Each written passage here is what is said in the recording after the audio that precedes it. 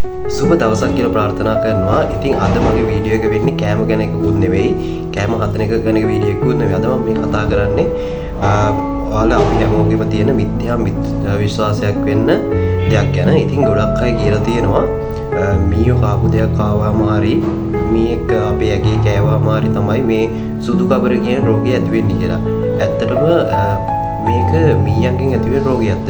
අද කතා කරන්න යන්නේ මේ ගැන. ඉතින් මුලින්ම අපි බලමු මොකද්ද මේ සුදු කබර රෝගය කියන්නේ. සුදු කබර රෝගය කියන්නේ ඇගේ සමහර තැන්වල සමහර මුළු ඇගේම වෙන්න පුළුවන්. අපේ මේ කළු පාට තියෙන වර්ණය වෙනස් වෙලා සුදු පාට වර්ණයක් ඇති වෙනවා. ඉතින් මේක ඇති වෙන්න ප්‍රධානම හේතුව වෙන්නේ මීයෝ කෑවෙන් ඉඳ නෙමෙයි. එක්ක මීයක් ආපු දෙයක් ආහාරයට ගත්ත ඉඳ නෙමෙයි.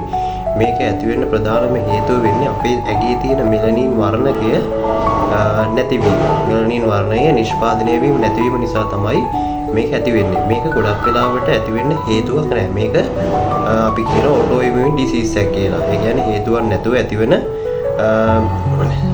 ලෙඩක් තමයි මේ සුදු කබර රෝගය කියන්නේ. මේකට ඉංග්‍රීසියෙන් කියනවා වෙටිලිගෝ කියලා.